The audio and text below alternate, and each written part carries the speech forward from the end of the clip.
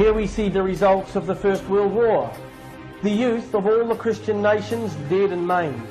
The Christian nations in huge debt to the Jewish bankers. The monarchies of Germany, Austria and Russia were destroyed, and Lord Balfour Agreement gives Palestine to the Jews.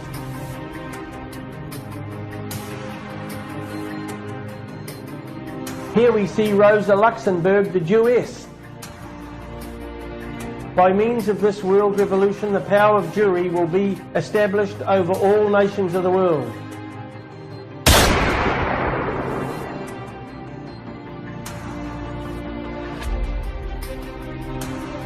Here we see Bela Kun, the leader of the Hungarian Soviet Republic. Jew Bela Kun brings revolution to Hungary. In the spring of 1919, Bela Kun usurped power in Hungary. Bela Kun's dictatorship lasted only 3 months, but during that time, tens of thousands of Christians, they were Roman Catholics, were ruthlessly murdered. The New International Yearbook of 1919 says in part, the government of Bela Kun was composed almost exclusively of Jews.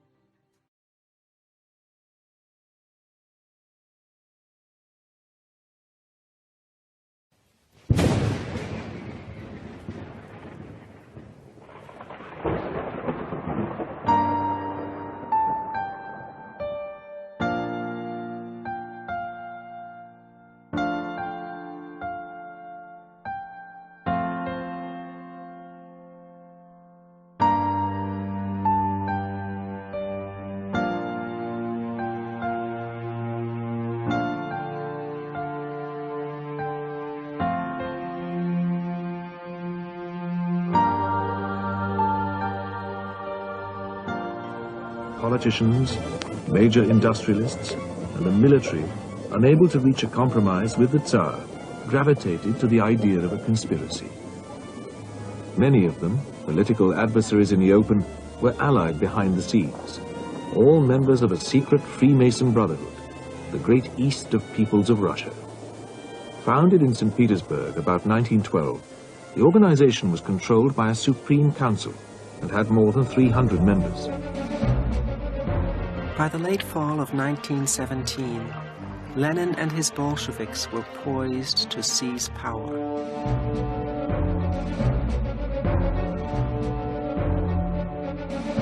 The location is genuine enough, but the film's depiction of the famous storming is remembered differently by some.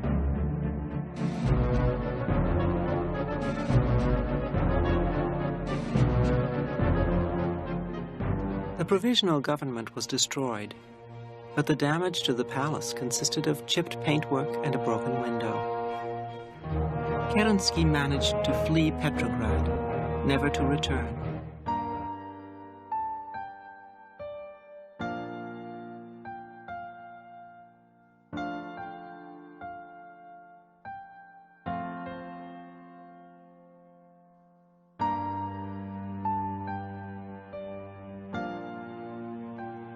Alexander Kerensky became head of the Supreme Council. He and other Great East members nurtured a plan of an anti-Tsarist coup. The Bolsheviks were now the rulers of Russia. But it split the country.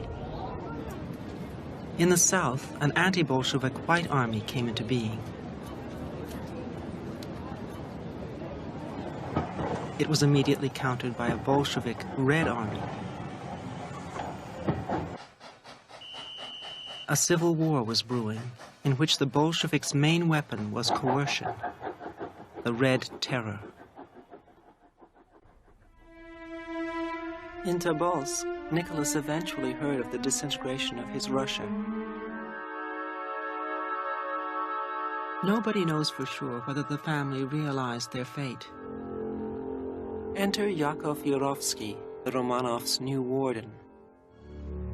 At 1:30 a.m. on July 17th, the family was woken up by Yurovsky and told to prepare to move once again.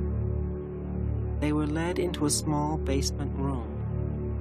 There, the 11 prisoners, the family and a small retinue, were suddenly confronted by 11 armed men.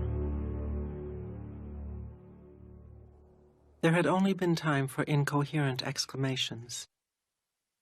Both Yurovsky and one of the guards, Medvedev, recorded in legal depositions their versions of what had happened. Pavel Medvedev. All the members of the Tsar's family were lying on the floor, very severely wounded. The blood was running in streams. Yakov Yurovsky.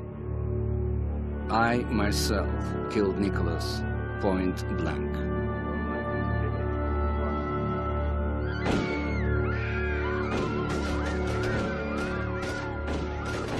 Alexandra Fyodorovna died immediately. Alexei and 3 of his sisters were still alive. We had to finish them off. We tried to bayonet one of the girls, but the bayonet would not penetrate her corsage.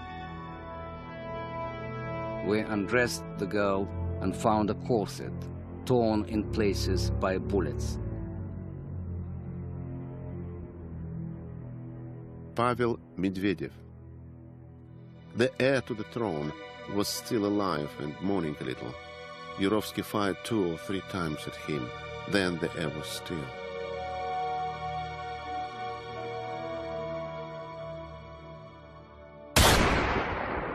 This telegram to the bosses in Moscow announced in a prearranged code that the whole family was dead. And the Tsar's family was not alone. Every Romanov the Bolsheviks could find, they murdered.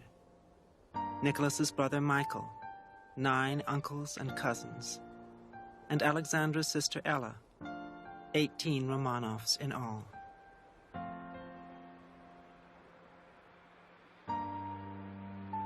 For years it was debated what part, if any, Lenin had played in ordering the execution of Nicholas and his family. The local Bolsheviks appeared to have carried out the murders on their own initiative, but it now seems clear that it was on orders from Lenin.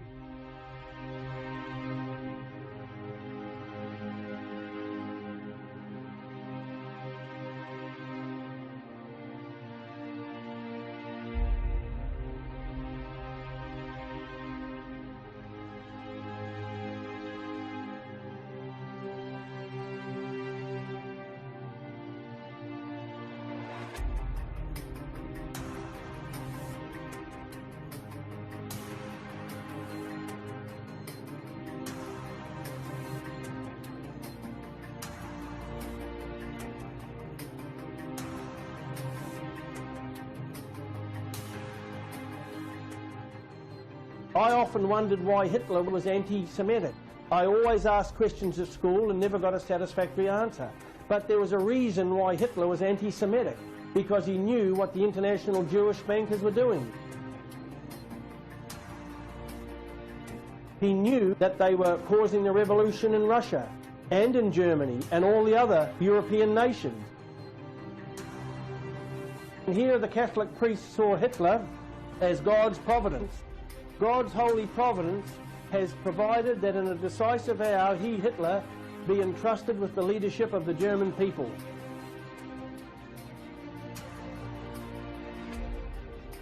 Now we see Germany's troops are now armed to fight against Bolshevism and the Jewish money power.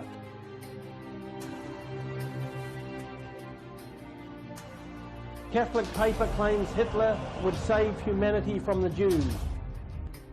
The Nazi movement for freeing the world from the Jews is a movement for the renaissance of human dignity. The all-wise and almighty God is behind this movement. Father Franjo Prelic in Zagreb, a Catholic newspaper, 1941.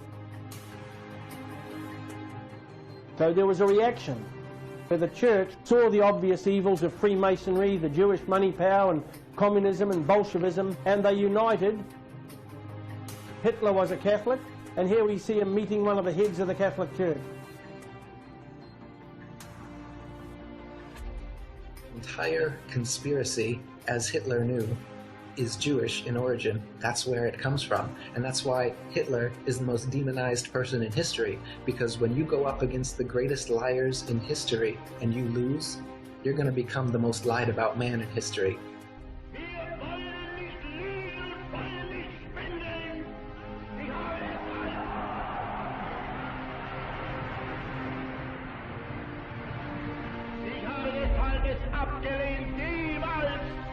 dieses Volk hinzutreten und billige Versprechungen zu geben. In uns selbst allein liegt die Zukunft des deutschen Volkes. Wenn wir selbst dieses deutsche Volk emporführen durch eine Arbeit, durch einen Fleiß, einen Entschlossenheit, einen Trotz, eine Beharrlichkeit.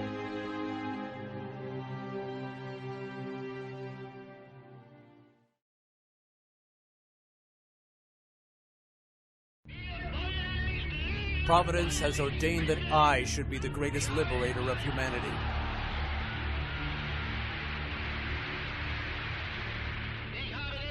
I am freeing man from a false vision called conscience and morality.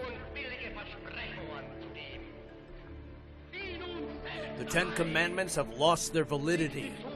Conscience is a Jewish invention. It is a blemish. The heaviest blow which struck humanity was Christianity.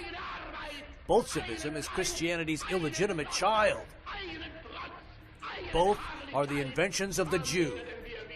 The struggle for world domination is between me and the Jews. All else is meaningless. Because when you go up against the greatest liars in history and you lose, you're going to become the most lied about man in history.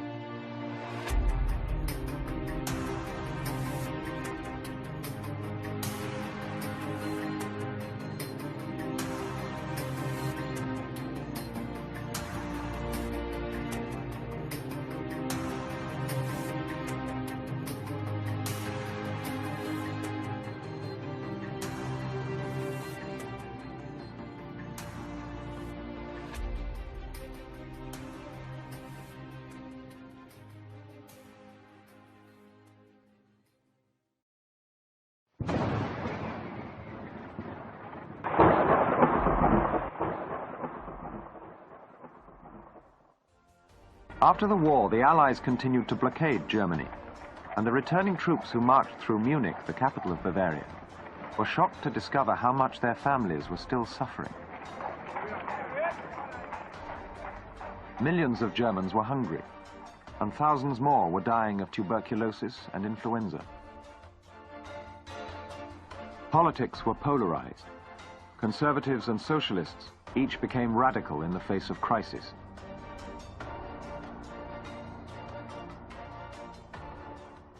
With the whole of Germany in turmoil in the spring of 1919, the unrest in Munich resulted in a left-wing takeover of the city, the Räterepublik. This culminated in April 1919 in the Munich Soviet Republic, an attempt to create a Soviet-style government of the city only 18 months after the victory of the Bolsheviks in the Soviet Union. Government troops were sent in to quash the rebellion, and there was open fighting on the streets of Munich.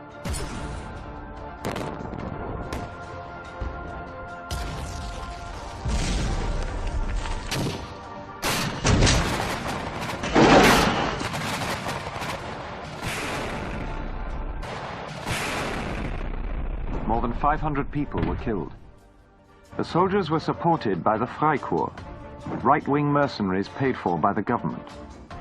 In Munich, there were cases where the Freikorps simply shot members of the Räterepublik out of hand. Other Freikorps members, like Fridolin von Spaun, heartily approved of the brutal measures which were being used to suppress the communist revolutionaries throughout Germany.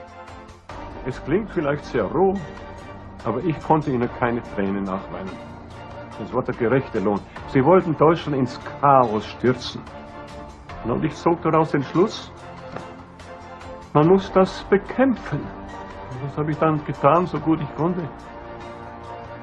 Eugene Levinet's father was the communist leader of the Räterepublik. He was executed in June 1919. I understand from my mother that he had been very brave the way he met his death. And in fact, he called out, "Long live the world revolution." Eugene Levinet's father was Jewish. And the anti-Semitic prejudice of those on the right was further fueled by the fact that of the leadership of the Räterepublik, most were Jewish. Sodass natürlich in Deutschland allmählich der Eindruck entstand, ja, Bolschewismus und Judentum ist dasselbe, so ungefähr. Dass sich allgemein eine anti-jüdische Stimmung verbreitet hat, das finde ich sehr natürlich.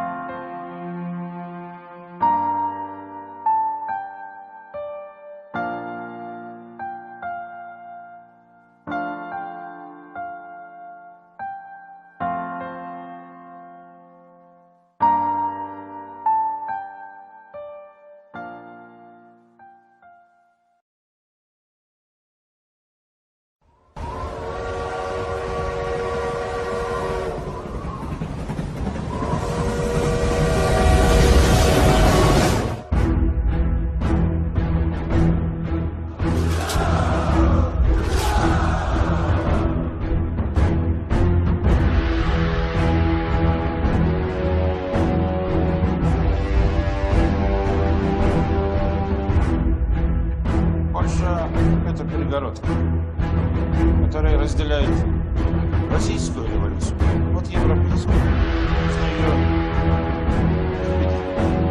Спасибо, товарищ. Кто за?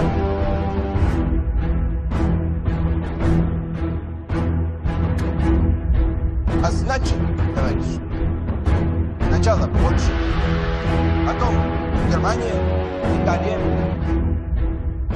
весь мир!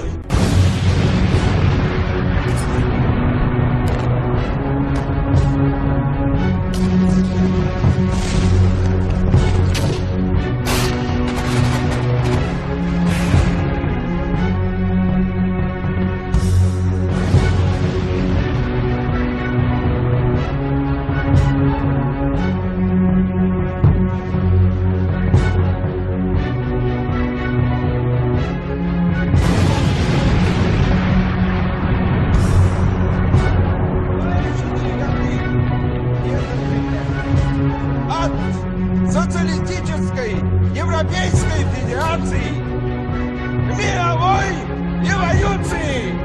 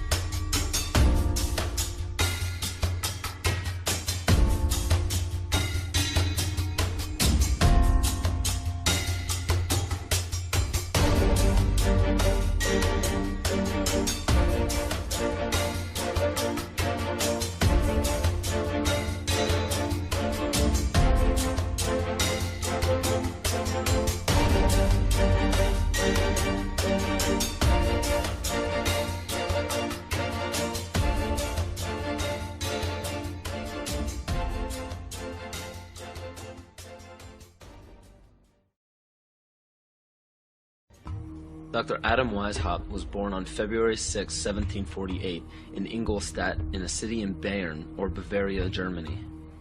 This interesting character was the son of a rabbi and converted to Catholicism after his father's death.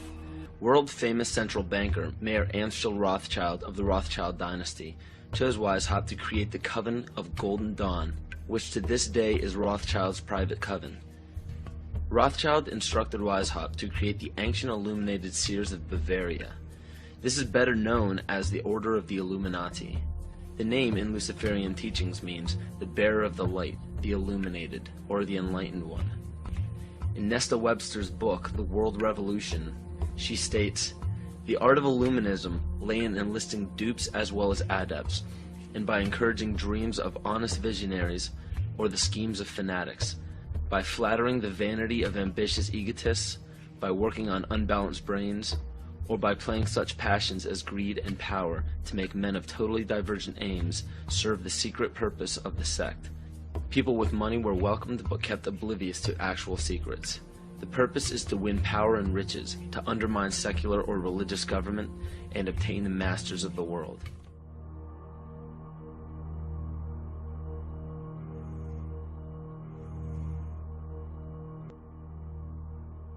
Baron Franz Friedrich Knigge was recruited. He was the most instrumental person in the marriage of the Masons and the Illuminati.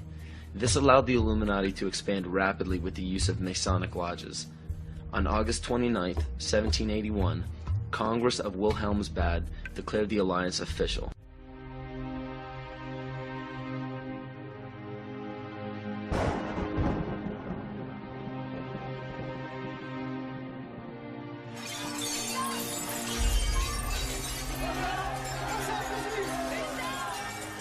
the result of the French Revolution.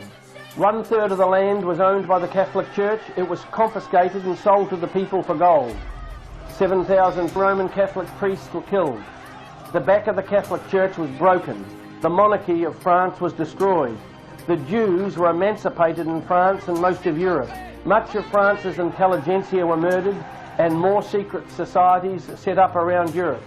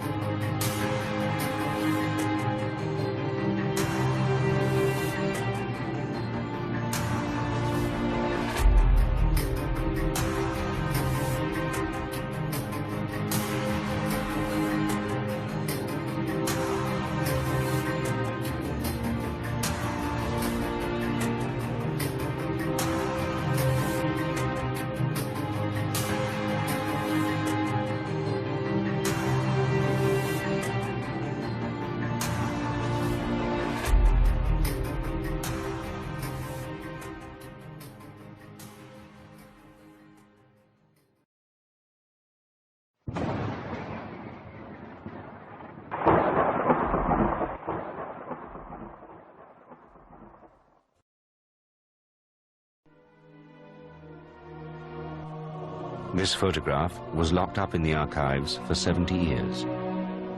The Russian people were being told that Lenin was on holiday when it was taken. Monday the 21st of January 1924, the leader of the workers' revolution lay dying in the bourgeois surroundings of a millionaire's mansion. He moaned quietly. Death settled on his face.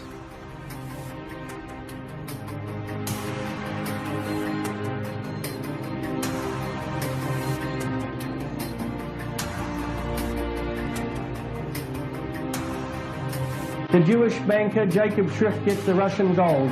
Mr.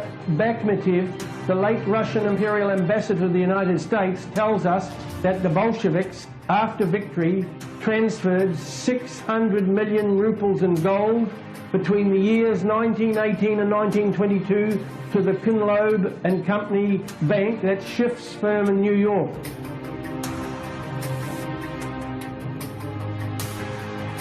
Stalin himself for a long time was regarded as a Georgian, but it has been revealed that he belonged to the Jewish race. Durgachevili, which is his name, son of Dao, and Dao is a small island in Persia where many banished Portuguese Marano Jews migrated, who later settled in Georgia, Russia.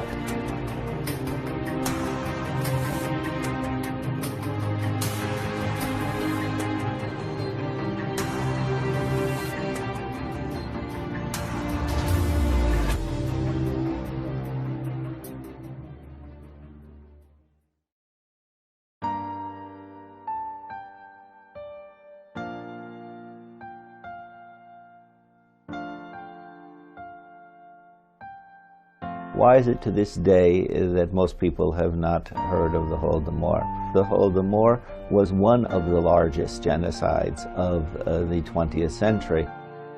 The Ukrainian peasants didn't want to have anything to do with collectivization and fought it. And they fought it much harder than anyone else did. And there were outright battles. I mean, we're talking hundreds of uprisings in 1920-1930. Stalin's trusted envoy, Pavel Postashev, is given sweeping dictatorial powers and sent into Ukraine with an army of secret police to purge the Ukrainian party ranks and to squeeze out the last kernels of grain. 112,000 trusted party members from Russia are now stationed in Ukraine. They guard the standing crops and livestock from the starving, brutally enforcing the law to protect state property. Teams of people came into Ukraine and went village by village and removed the food from people's houses. Apples, beets, they would lead away the cows, they would take away whatever was in storage. They passed passport laws that forbade Ukrainians to go, peasantry to go into the cities, and eventually they blocked the entire republic, so people couldn't leave. Stalin crushed the possibilities of Ukrainian autonomy, Ukrainian self-determination in some ways within the Soviet Union through the actions taken in Holodomor. This was an attack across the board against Ukrainian nationality. At the height of the famine, in June 1933, people in Ukraine were dying at the rate of 28,000 per day. If any man, woman or child goes out into the field at night in the summer and picks a single ear of wheat, then the punishment according to law is death by shooting, the communists explained to me. Jones described what was known as the Law of the 5 Ears of Wheat, signed by Mikhail Kalinin, head of the USSR Central Executive Committee, and Vyacheslav Molotov, head of the Council of People's Commissars. Used judicial repressions of the highest degree as measures of social protection against theft of collective farm property, execution by shooting, and confiscation of all property. Although there is journalistic writing on this period on it, there were also voices who wished to contradict that testimony. Of course, Walter Duranty is the major case of a liar on these events. In the early 1930s, Americans received much of their news about life in the Soviet Union from Walter Duranty, the New York Times man in Moscow. Duranty's articles filled the front pages with gripping stories from Mother Russia. During that period, Joseph Stalin was consolidating power over the captive nations that formed the Soviet Union. One step in that drive called for the forced relocation of millions of Ukrainians. Observing these events on the scene was British journalist Malcolm Muggeridge. He witnessed the loading of thousands of Ukrainians into boxcars. They were being deported to barren regions of the Soviet Union.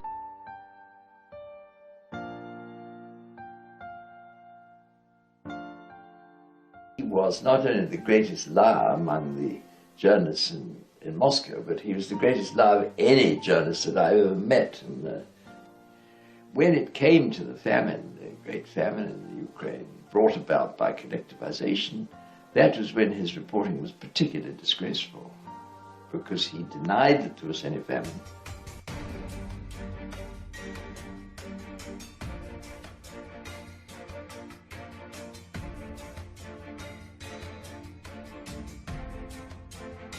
The Soviets actually grant Duranty permission to tour Ukraine unchaperoned. He reports in the Times that all talk of famine now is ridiculous. Yet documents from the British Foreign Office reveal that in private conversations at the British Embassy, Duranty said as many as 10 million people had died.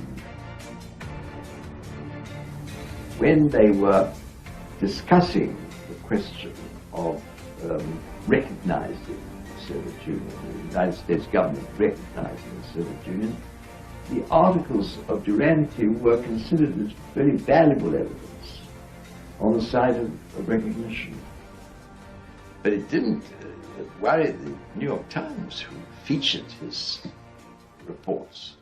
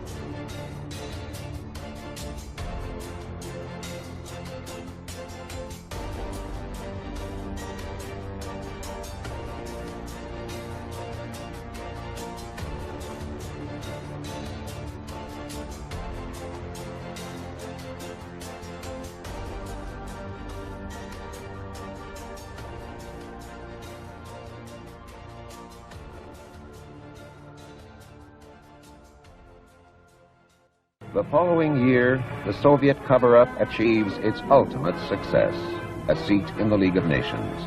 And this in spite of the fact Western governments knew all about the famine. The government of Weimar, the democratic government, was well aware of what was going on in the Soviet Union. But the attitude of the government was, I would say, you could call it passive. Another Times correspondent, Herbert Matthews, also covered for collectivism. During the so-called Spanish Civil War in the late 1930s, communists throughout Spain brutally massacred more than 6,000 priests, friars, and nuns. Matthews' dispatches, however, depicted the communists as idealistic Democrats seeking to liberate Spain from tyranny. No mention was made of the communist atrocities. The establishment media's backing of Matthews and Durante points to the existence of a larger policy to legitimize communism. Communism is the most absolute form of government. So you actually have in the communist system a rule by an oligarchic few, a rule by an elite. That is precisely what the Council on Foreign Relations insiders have been pushing for in this country and throughout the world throughout the past century. So there is a natural confluence of interest there, not an antagonism between the communists and internationalists here in our government. They are both after the same thing. Stalin ends the famine with a single decree. Having broken the Ukrainian farmers, he can afford to give out grain on the collectives during the harvest in 1933. 1934.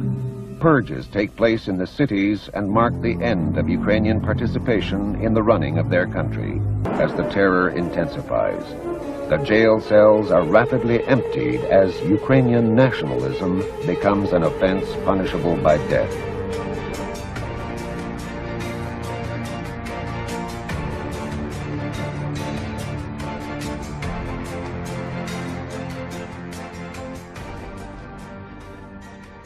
The Nazis invite an international commission to inspect the mass graves left from Soviet rule. In the town of Vinnytsia alone, the commission uncovers the bodies of over 9,000 workers, poets, priests. No one can estimate the full total of those who disappeared in Stalin's reign of terror.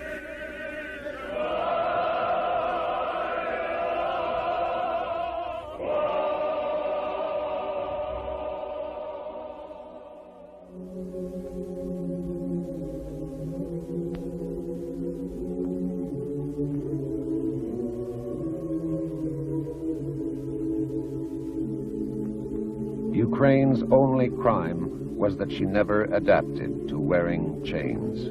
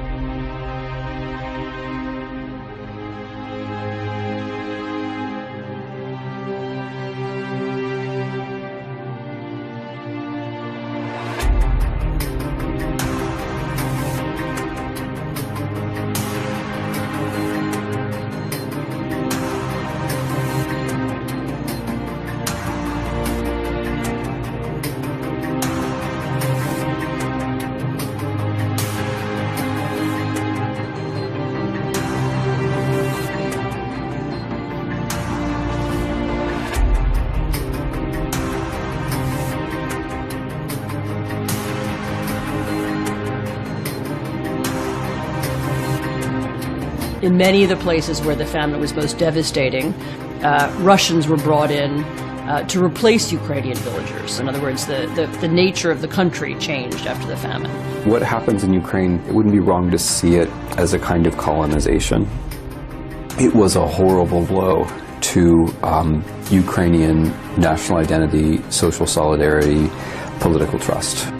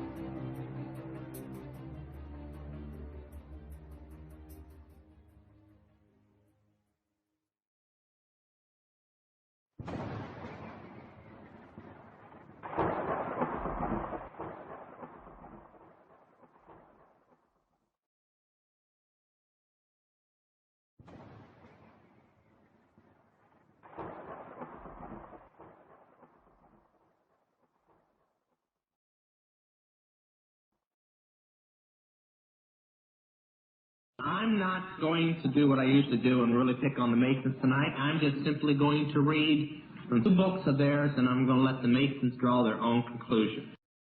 That which we must say to the crowd is, we worship a God, but it is a God that one adores without superstition. To you, sovereigns, grand inspectors general, we say this, that you may repeat it to the brethren of the 32nd, 31st, and 30th degree. The Masonic religion should be, by all of us initiates of the high degree, maintained in the purity of the Luciferian doctrine. If Lucifer were not God, would Abaddon, now before I go on, I want to say Abaddon is found in Revelations for you students of Revelation as the keeper of the pit, the demon over all the rest of the demons. Would Abaddon, the God of the Christians, whose deeds prove his cruelty, profanity, and hatred of men, barbarism, and repulsion for science, would Abaddon and his priests culminate him? Yes, Lucifer is God. Thus, the doctrine of Satanism is a heresy, and the true and pure philosophical religion is the belief in Lucifer, the equal of Abaddon, Jesus Christ. But Lucifer, God of light and God of good, is struggling for humanity against Abaddon, the God of darkness and evil. They're calling Jesus Abaddon. They're calling Lucifer everything we believe of Jesus, and Jesus everything we believe of the devil. And that's in one of their own books.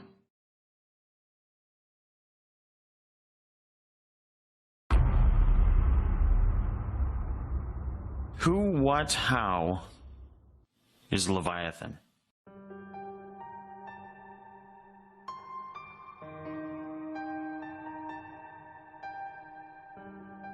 Well, Leviathan is this amazing sea serpent, and it's the greatest creature that God ever created, right alongside to Behemoth. The book of Job talks about Leviathan and Behemoth, and the descriptions are really awesome. Basically, what this is a dragon that lived in the sea. This thing lived in the deep, and it was a terror anytime that it came up and got around men. However, it's more than just that, because the scriptures use Leviathan a few times to describe something else, and that something else is this angelic entity that is high above everything else.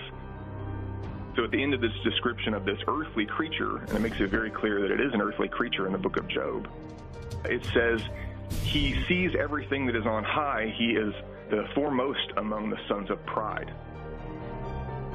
And so it really throws you for a loop when you're reading that description, because you think you're reading about this animal, and then all of a sudden you're reading something that sounds like it's about Satan.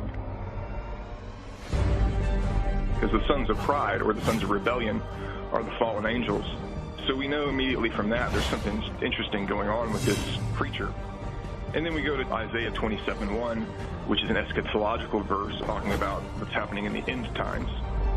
And that verse says that in the day of the Lord, With his great and strong sword, God is going to punish that serpent, that crooked Leviathan, and he's going to slay that dragon that is in the sea. So he's using an earthly creature to talk about a heavenly creature, and I believe that that is Satan. Many, many times depicted as a serpent in different scriptures, but also in an ancient world. Zeus, king of the gods in Greco-Roman pantheon, depicted as a serpent in many places, many statues throughout the world. Wow. So how does this relate then to the battle of good and evil? I mean, how does this play out in our world today?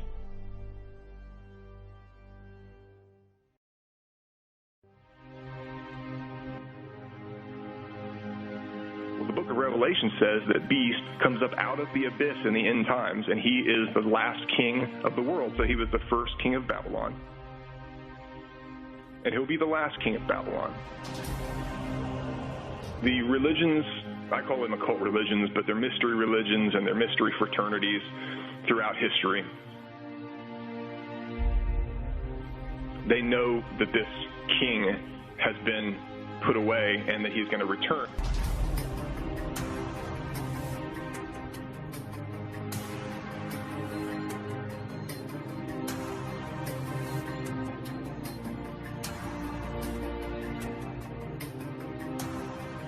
Let me give you an example of that.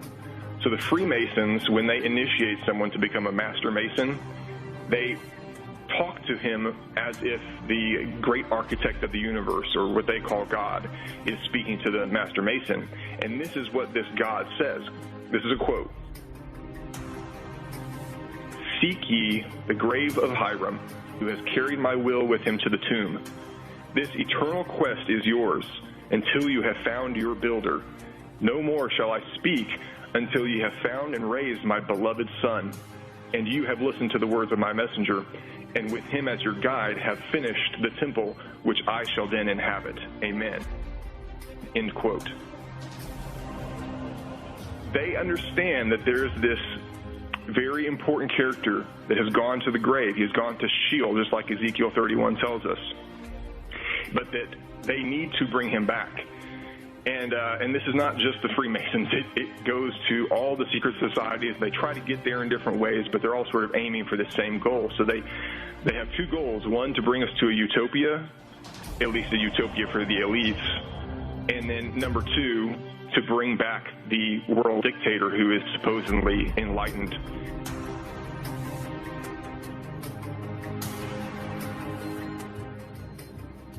You know, Satan's not going into this thing without a plan. He's the first creature ever created, you know, the first thing that Yeshua ever made before even the rest of the universe and the rest of the angels. So we can't underestimate how absolutely capable he is in terms of strategy. In the book, I talk a lot about the occult and the mystery religions and the mystery schools throughout history and what their agenda is and what they have been doing, mostly behind the scenes, to affect human history and to blind us all to what's going on. The scripture actually names him as Asher, and it blew my mind when I realized that, in fact, the Bible is talking about Asher, and it's the name of the Antichrist. So let me talk a little bit about who he was, and I think he was actually Nimrod, and he goes into Egypt and becomes the first king of Egypt and unites that land. There were many tribes there at that time, and he brings them all together. Interestingly, the name Osiris is actually the same as Asher, because in the Egyptian it's Asur. Only the Greeks changed it to Osiris. And there's a very interesting passage in the pyramid texts which talk a lot about Osiris and Isis. But this one particular text says that the Egyptians, when Osiris died, when he was killed, that they preserved his efflux, bodily fluid. That could be blood, could be semen. I think it's the latter, because that contains the complete genome. Do you remember a few years ago when Egyptologists said that they found the tomb of Osiris? Yes. Yeah, so they got down there and they found this casket, but it was empty. How do we know whether or not it was really empty, or whether they got down there, understood what they had found, and emptied it out before they brought the cameras down? I don't know if somebody has already found this, but if and when they do, that opens the gate. There is going to be a dark resurrection, and most Christians have no idea. So what I try to show is that this person has already lived. Satan has already used him. He was already the greatest king of Babylon, the greatest king that ever lived. And he will be returning again in the end times. So we're completely unprepared for this dark resurrection to happen, which is why the whole world, Revelation says, will wonder after this beast. How will we be able to tell? I mean, is it going to be born as an infant and then we have to wait 30 years because he's going to be a false Messiah? You know, everything Satan does is a mimicry of things that God has done. And so I would suspect that he will bring his Messiah, his false Messiah, into the world as a baby and have him grow up. Because I think he's going to try and fulfill or pretend like he's the fulfillment of a lot of the prophecies in the scriptures about the Messiah, that his reconstructed genetic material might be placed in a virgin, might have already been placed in a virgin, and that it is undergoing that process of growing right now, and then we'll have to wait for a while to see whether or not he shows up.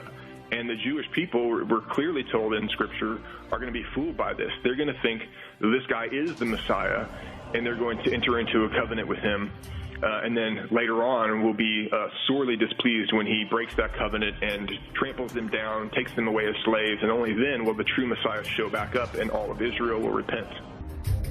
Let me just say, the occult has been aware of this and planning on bringing him back for thousands of years. And so I dedicate chapters in the book to showing that that is the case, and they know it, and they're looking forward to that day that he can be brought back.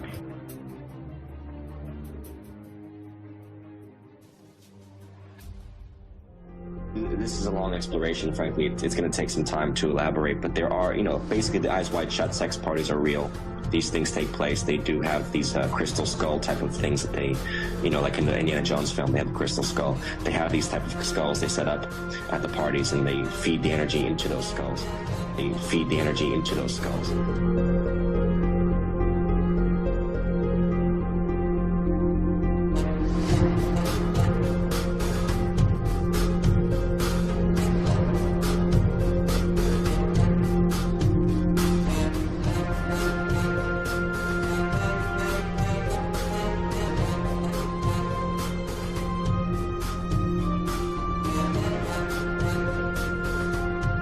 Tired of your tricks.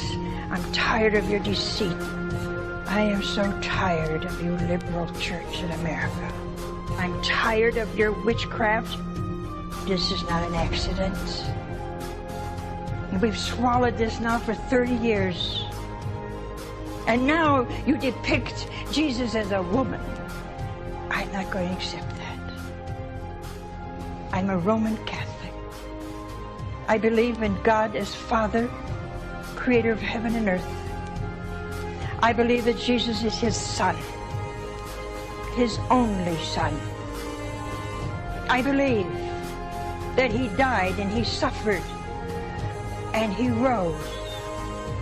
Your catechisms are so watered down, they say nothing except love your neighbor. No, you gotta love God first. You gotta live with God in your heart. You can't give what you don't possess. I don't like your church. You have nothing to offer. You do nothing but destroy. And so you plant this mime, a woman is Jesus. You dare do that.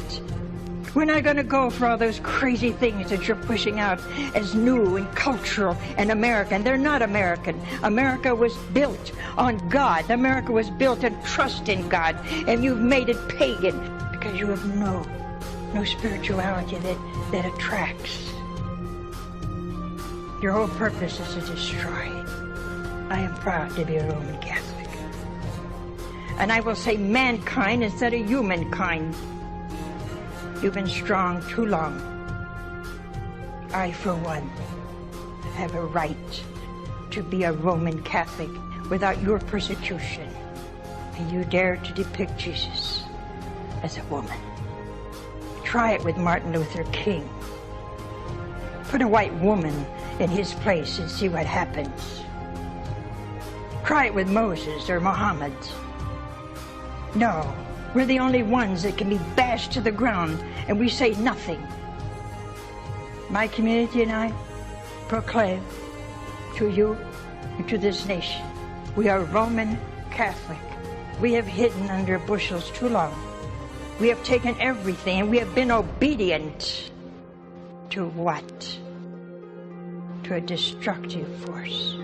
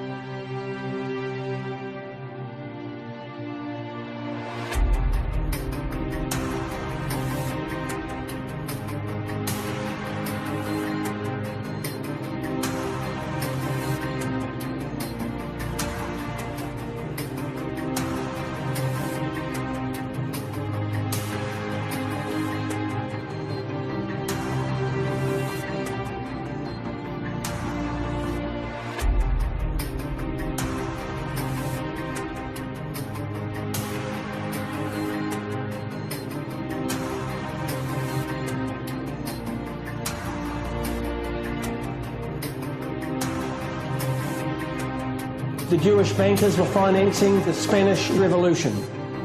During these revolutions, the Catholic Church was always on the receiving end. And then we see the priests, the Catholic priests, fighting revolutionaries in the Spanish Revolution.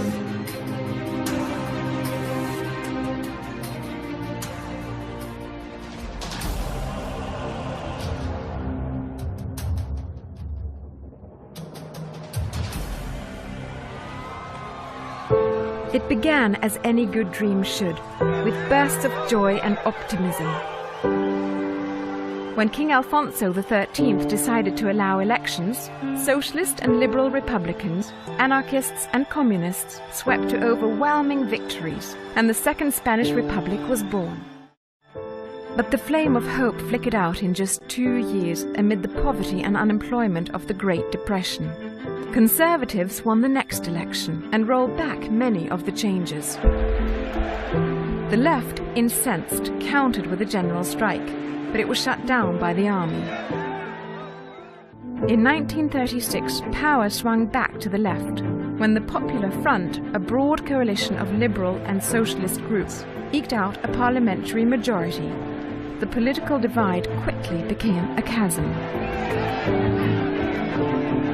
The right, consisting of the military, conservatives, and the Catholic Church, feared for the very survival of Spain. President Manuel Azaña further inflamed the situation as he began reinstituting changes from 1931 that hindered large farms and the church. At the same time, anarchists began pushing Bolshevism, and some conservatives joined the fascist Falange Española. Multiple militias formed on both sides. It was a battleground for idealists. Violence escalated, culminating in a series of assassinations that finally killed democracy. The Civil War exploded with a coup led by General Franco and the army. Fighting in Spanish Morocco in the early part of the century, Franco had made a name for himself as an energetic and courageous officer. And he was soon given command of the Spanish Foreign Legion, going on to become, at 33, Spain's youngest general. In 1931, to avoid civil war, King Alfonso went into exile. Each side became determined not merely to defeat the other, but to exterminate it. Churches were burned, priests murdered, workers, liberals, leftists were shot down. The social upheavals of the Republic had led to a progressive breakdown of law and order. In the countryside, peasants hungry to own the land they worked seized it. Some landowners had been killed, and others feared for their lives. Peace was impossible, so we had to head for the hills. If it's just not possible to live, then you have to find a different solution, which was the rising against the Republic. In 1936, Hitler had been in power for 3 years. Mussolini had ruled Italy since 1922. In Russia, Stalin had begun the show trials and purges of his enemies. Immediately, both sides sought and found gestures of support from rival sponsors abroad. In the liberal democratic world, individual sympathy for the plight of the Spanish Republic was widespread, but practical help from governments was to prove a different matter. The army rebels' pleas, on the other hand, were soon answered.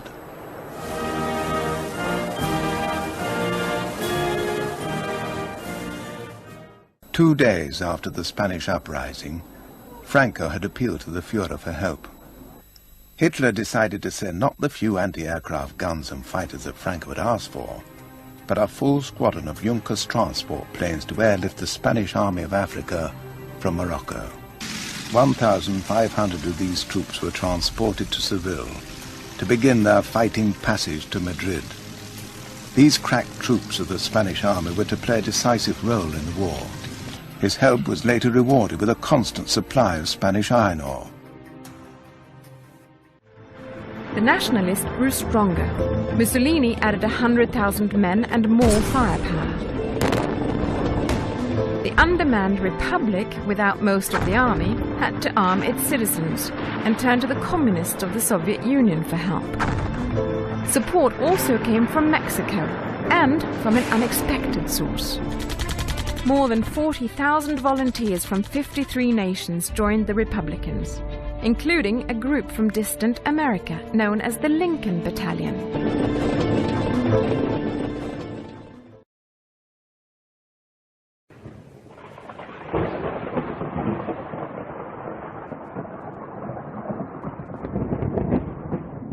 "70 years ago, 500 young Scots risked their lives by volunteering to fight in another country's war.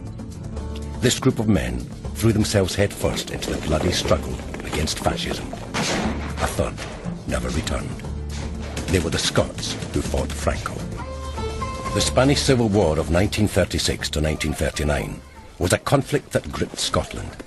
It was the defining moment for a generation of Scots and, for a time, the country's greatest cause. Proportionately, Scots made a greater contribution than any other nationality. 549 of those volunteers came from Scotland. It was also illegal. At the start of the war, the British government signed up to a non-intervention agreement, outlawing participation in Spain's war and banning the sale of arms to the country. The Scotland those men left behind was far removed from the Scotland of today.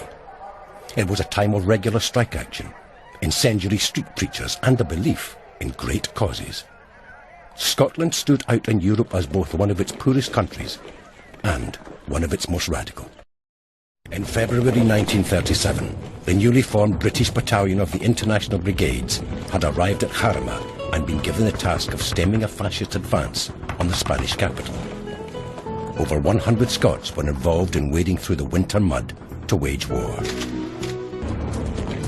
The Battle of Jarama was an almighty slog that set the fault lines for this most bloody of conflicts. The ill-prepared and under-equipped British battalion was left dangerously exposed at Jarama. In the first week of fighting, their entire machine gun company was ambushed and captured by General Franco's Army of Africa, the Moors. Emboldened by the outcome of the battle, the British battalion's leaders planned an offensive at Brunetti, to the west of Madrid. In the baking July heat, optimism soon turned to terror. The British were slaughtered. Of 331 men present on the first day of battle, 289 were killed, wounded or captured. Scots suffered more than most. By the summer of 1937, the Scots who fought Franco were demoralized and had witnessed slaughter on an unimaginable scale. The great cause they had pledged themselves to was ridden with bleak reality. In Spain, their idealism had been severely tested. They had found hell. At the end of August 1938, the Scots who fought Franco were holding firm in Catalonian mountains. They remained deeply committed to the cause, despite monstrous conditions and heavy losses. Yet their fate was set not in battle, but in the corridors of power. In late September, the Republican government announced the withdrawal of the International Brigades. They believed that the move would force Hitler and Mussolini to remove their troops from Spain. It was a forlorn hope. Surviving Scots marched through the streets of Barcelona as part of an emotional farewell parade. The great Republican leader, La Pasionaria, paid tribute to their efforts, telling them, "You can go with pride." It was an endless, grinding war until Franco tried a new tactic.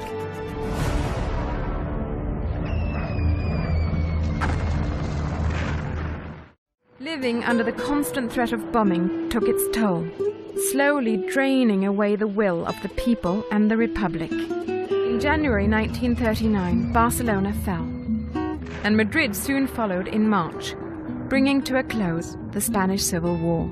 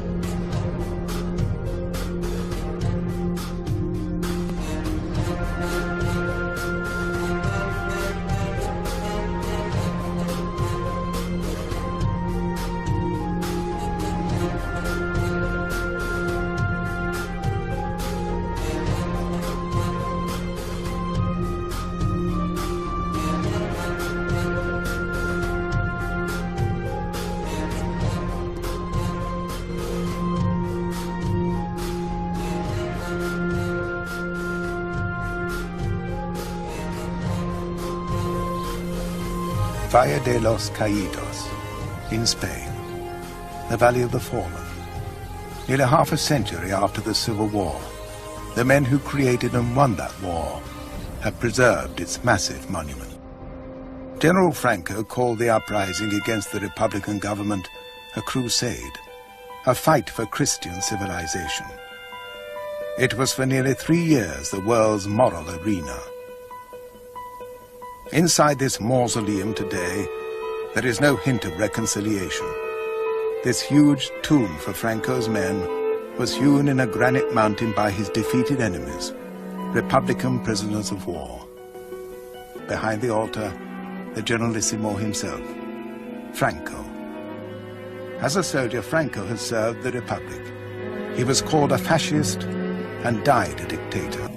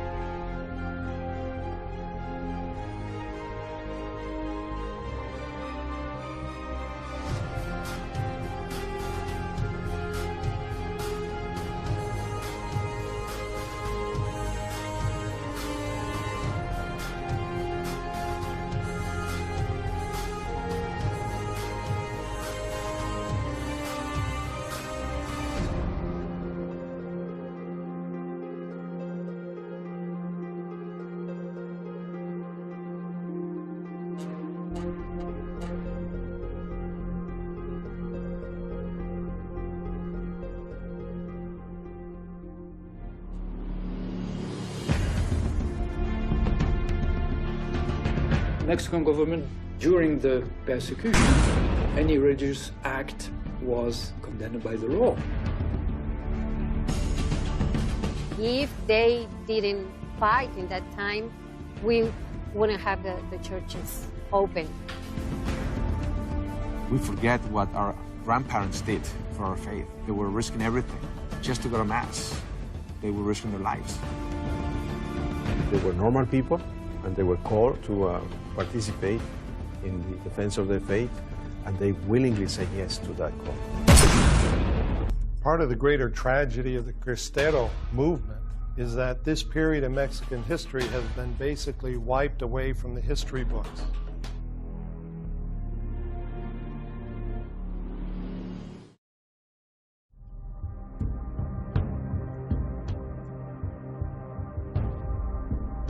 Mexico in 1926 is reeling from more than a decade of war and violence. The Mexican Revolution of 1910 has failed to create lasting peace.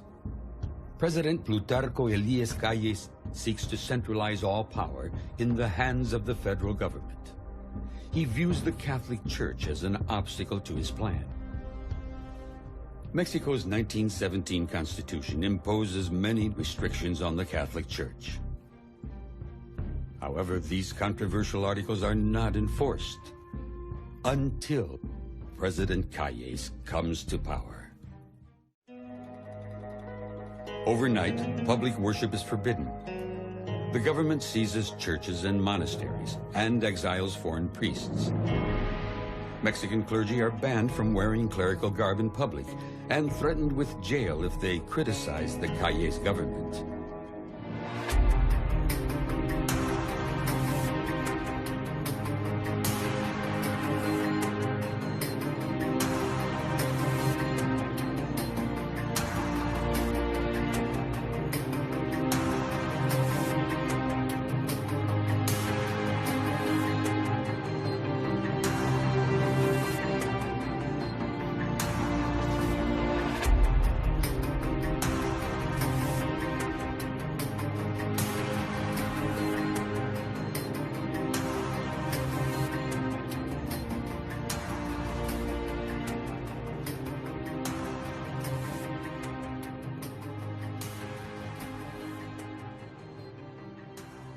The Mexican government was violently anti-clerical. Not just closing churches, but shooting, hanging, murdering priests. They were losing their way of life, and at the end, they were forbidden to worship. So they came to a conclusion that they had to resist for dignity. People fought in self-defense, but it was the army against people with stones and bricks and nothing. Many people in the clashes decided that there was no solution but the war. For the next 3 years, Mexican Catholics wage a guerrilla war against insurmountable odds. They become known as Cristeros, named after their battle cry, Viva Cristo Rey, or Long Live Christ the King. When the Cristero revolt begins, few take the rebellion seriously. Least of all, President Calles. He writes to the French ambassador saying that without Mass and the sacraments, Mexican Catholics will soon forget their faith, and the conflict would be over within a year. He really believed that. No more Catholic Church, no more fanaticism of the masses, of the Indian masses. And with his hostility, he couldn't understand the strong religious feeling of the Mexican people.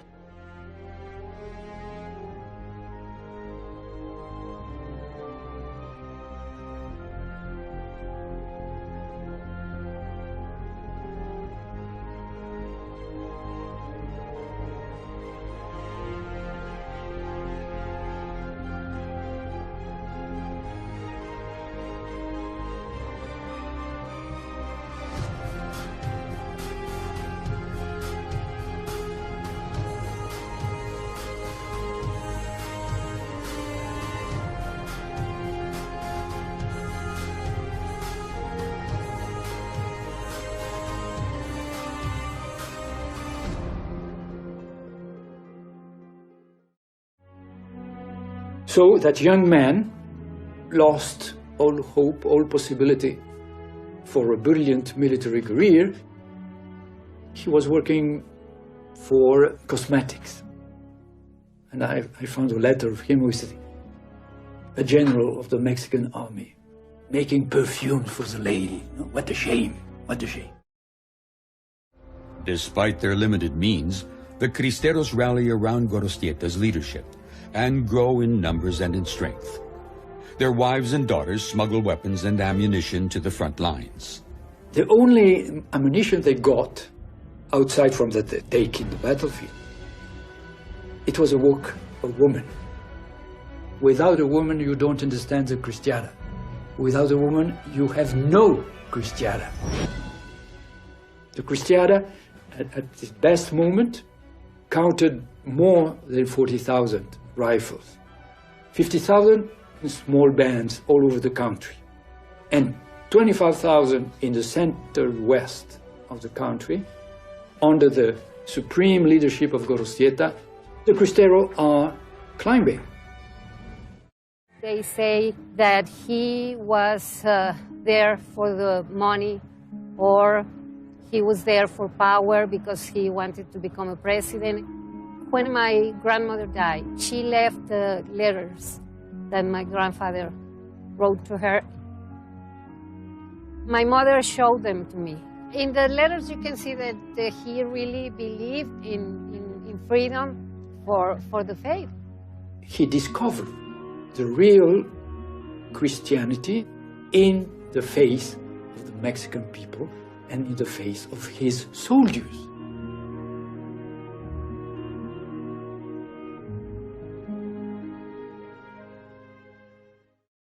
The Knights of Columbus began activities in Mexico in 1905. By the 1920s, the Knights were very active throughout the country. And as the Calles government began to crack down on the Catholic Church, we were also victims and martyrs. Many of our members lost their lives. 2/3 of our councils were shut down by the government. 6 members who were priests have been canonized as martyrs. In the United States, the Knights of Columbus reacted to the situation, immediately passing a resolution at the Supreme Convention condemning what Calles is doing in Mexico. The Knights had also begun raising $1 million for the purposes of educating the American public about the situation with the persecution. But the Knights' efforts also raised the specter of anti-Catholicism in the United States. Supporters of President Calles include the powerful KKK. This caused a lot of criticism of the Knights. This is the 1920s. The 1920s is when the Ku Klux Klan was at its peak in America. I found in the archives of President Calles telegrams of the Klan, and they say to President Calles, the Knights of Columbus are raising a fund of $1 million for the Mexican Catholic Church. If you need it, we'll raise a fund of $10 million for helping you in your valiant fight. All this, after 3 years, helped to bring the government to settle things. So they agreed to sign what is known the Los Arreglos in 1929. The 1929 peace agreement opens the churches and restores religious freedom for Mexican Catholics. But the Constitution remains unchanged, allowing future governments to once again turn the law against the faith. For the Cristeros, the treaty was a death sentence. Fearful of a resurgence, 500 Cristero leaders are rounded up and executed. 5,000 others are purged in what becomes the Cristeros' final sacrifice for religious freedom. History has approached the Cristero revolt with silence.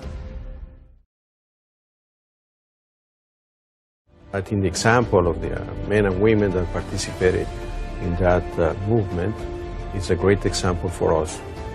It's a great lesson for us to learn of how important religious freedom is in our time. For me, it's more than only something that happened 80 years ago. I think this is something that really is the foundation not only of of Mexico, but I think also of the whole continent. I don't know what would have happened if these brave people wouldn't have stood up for their beliefs.